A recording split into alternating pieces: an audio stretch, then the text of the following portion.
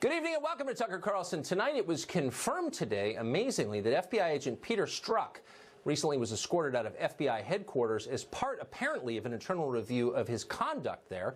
We'll have much more on that story in a minute, which is developing. But first, with midterm elections approaching, Democrats obviously need an issue to motivate their voters, something that is simple and emotionally resonant. The Russia hoax won't do that. It's fast deflating. Maybe pictures of families being separated on the border will move voters to the polls. It's worth a try anyway. So yes, in case you're wondering, what you're watching on television this week is a political tactic, obviously. But that's not all it is. Something else is going on, something terrifyingly real. Formerly responsible people suddenly sound like extremists, probably because they've become extremists. The left is no longer working to convince those who disagree with their views. They're trying to destroy anyone who stands in their way. And that's not a pose. They clearly mean it. They are deadly sincere. This is total war to them. Just a year ago, for example, public figures didn't throw Nazi comparisons at their political opponents. On those rare occasions when they did, and it happened, the ADL scolded them and they apologized, rightly. It was considered too far. Now, it seems like every time you turn on cable news, there's some Democrat likening somebody he disagrees with to Hitler. Watch. This is the United States of America. It isn't Nazi Germany. Bottom line, Donald Trump increasingly looks like Hitler and Nazi Germany. These look like concentration camps. This is a policy that is inhumane. They are the tactics that have been used through history by the worst purveyors of pure evil, including slave traders, including Nazis, including terrorists. Well, Nazi references have become so common on the left that apparently there's now a search for even harsher comparisons. Nazis aren't far enough. Listen here as one radio anchor implies that anybody who supports border enforcement is likely giving aid and comfort to pedophiles. Watch. I'm just thinking, Stephanie, in terms of the logistics of taking care of these people. I'm so worried about how many pedophiles are now signing up to go and work in these places. Well, the anchor who said that, by the way, works for NPR, the official soundtrack of lifestyle liberalism in this country. When Subaru drivers in Cambridge or Marin County want guidance, they go to public radio. One famous liberal certainly feels that way. He was so upset watching the coverage of immigration policy on this show that earlier today he donated $2.5 million to NPR. Not that they needed that. Thanks in part to taxpayer subsidies, NPR is already the most overfunded news organization in the world. The rich get richer. Perfect. Notice what liberals aren't doing, what apparently has not occurred to them, no matter how outraged they've become this week. Spend money on American kids. And God knows those kids need it. 13 million American children are now growing up in poverty.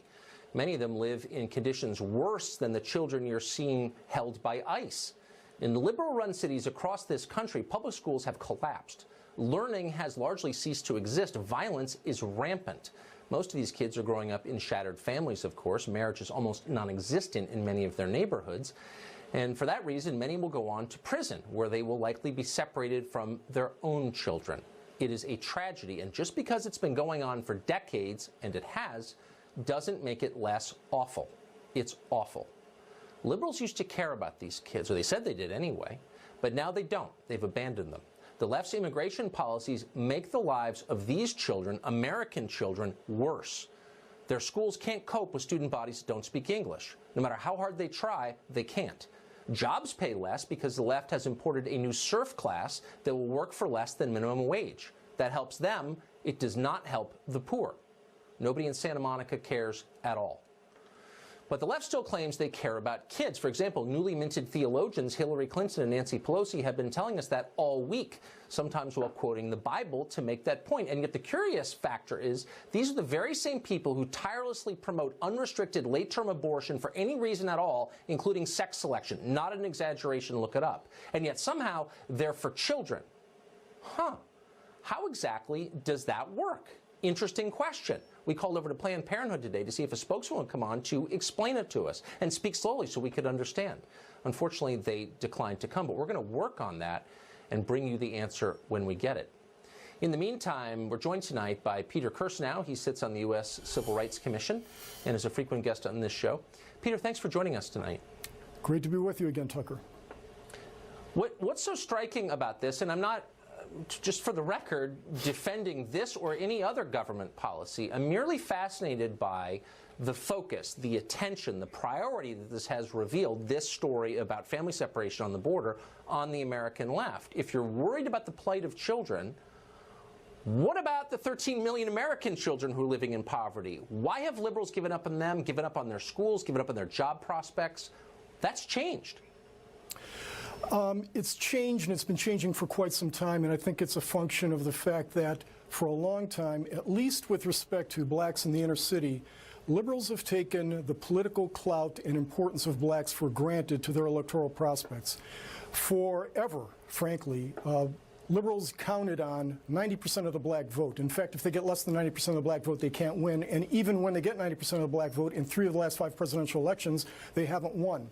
So they've had to look for a new block of voters, and they hope that by currying the favor of immigrants, illegal immigrants coming over, somehow this will also curry the favor of Hispanic voters, and they have this new loyal voting bloc. It's not quite working out that way, but I think that's the impetus behind the attention on this and the abandonment of blacks. Why work for the black vote if you know you're going to get 90% of it? And if you look at the policies of Democrats over the last 30, 40 years, it hasn't done anything to improve the lot of blacks. In fact, it's mired blacks in poverty.